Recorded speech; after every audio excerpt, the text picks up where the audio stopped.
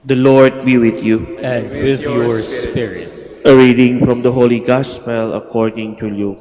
Glory to you, O Lord. Great crowds were traveling with Jesus, and he turned and addressed to them, "If anyone comes to me without hating his father and mother, wife and children, brothers and sisters, and even his own life, he cannot be my disciple. Whoever does not carry his own cross and come after me cannot be my disciple. Which of you wishing to construct a tower does not first sit down and calculate the cost to see if there is enough for its completion? Otherwise, after laying the foundation and finding himself unable to finish the work, and one looker should laugh at him and say, 'This one began to build but did not have the resources to finish.' Or what king marching into battle would not first sit down and decide whether with 10,000 troops he can successfully oppose another king, advising upon him with 20,000 troops? But if not, while he is still far away, he will send a delegation to ask for peace terms. In the same way, every one of you who does not renounce all his possessions cannot be my disciples." The Gospel of the Lord.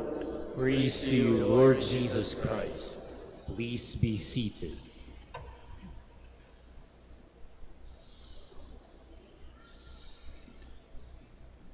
Good morning. Last November 1, araw ng mga banal, nagpadala ko ng isang text sa aking mga kakilala, kaibigan. At ang text, ganito ang sabi, "To be saints is not a privilege for a few, but a vocation for everyone." To be saints is not a privilege for a few, but a vocation for everyone. Galing po ito kay Pope Francis.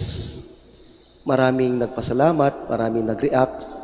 At isa sa mga nag-react, itong sabi, kakilala ko siya, mahirap po maging Saint Father. Mahirap po maging Saint Father. At sinagot ko naman, ang pabiro ay kung madali lang po, edi marami na sana tayo. Tingnan niyo yung katabi niyo. Santo na ba yan? Tingnan natin sarili natin. Santo na ba tayo? Hindi madali eh. Mahirap. At dugtong niya pa, before po, prayer ko sana maging saint ako. Ngayon, hindi na po. Basta makapasok lang sa langit. Pero, mahirap din, Father. Mahirap talaga maging banal. Kung titingnan natin ang Biblia, ang kwento ng ating kaligtasan, isa lang naman ang hangarin ng Panginoon. Tulad ng sinabi ni Pope Francis, tinatawag tayong lahat para maging banal, pero hindi madali. At sa konteksto ng ating ebanghelyo sa araw na ito, sa ating mga binasa, may mga dahilan kung bakit mahirap maging banal. It's difficult to be holy. Holiness is not easy to achieve. Unang-una, holiness means putting Jesus as first in one's life. That means God or Jesus is primary. Priority natin ang Diyos.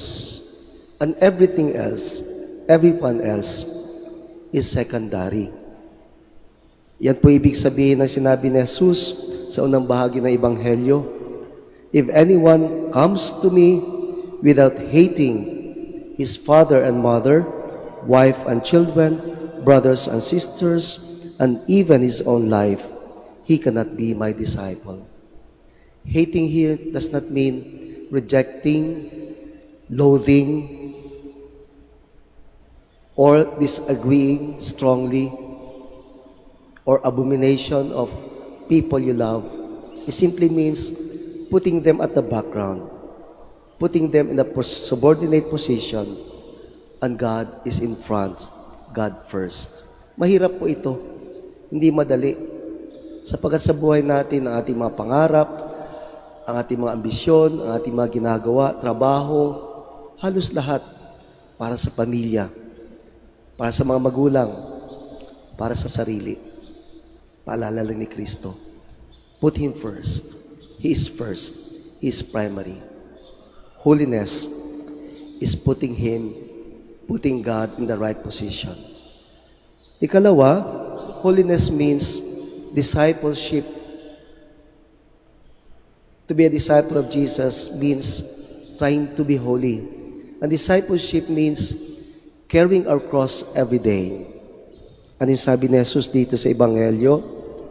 Whoever does not carry his own cross cannot be my disciple. Carrying a cross means suffering. Holiness is suffering. Hindi po madali. We want a comfortable life.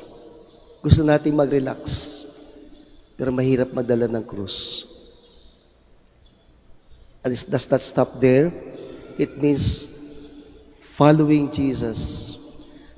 Following Jesus means to submit our will, our life, and everything to Him. Holiness is suffering. Holiness is submission. And it's never easy. Gusto natin tayo masunod. Kung pwede lang, wag sundin ang kalooban ng Diyos. Sometimes we think that we know better. It's not easy. Pangatlo, holiness means considering the cost in following Jesus. Tingnan natin, kaya ba natin? Tulad ng talinghaga dito sa Ebanghelyo. Isang hari pupunta sa gera, 10,000 foot soldiers or troops against 20,000 troops.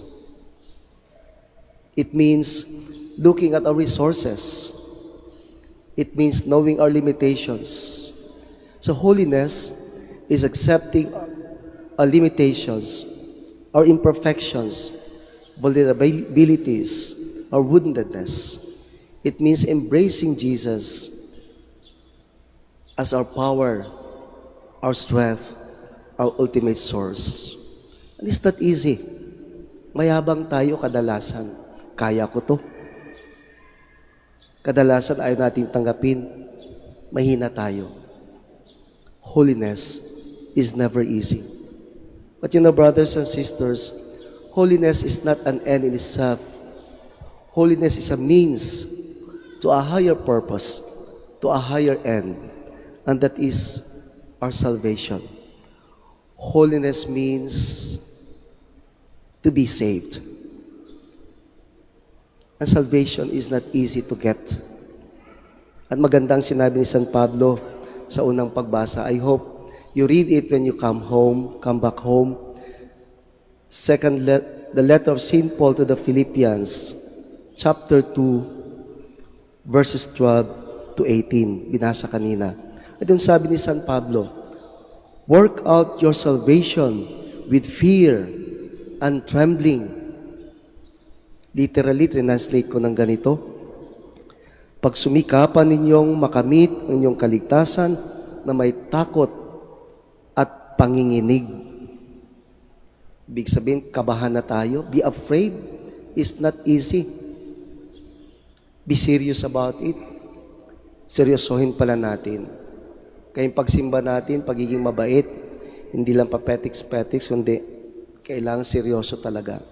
Mahirap, pero may pakonsuelo si San Pablo. Karugtong na sinabi niya, for God is the one who works in you both to desire and to work.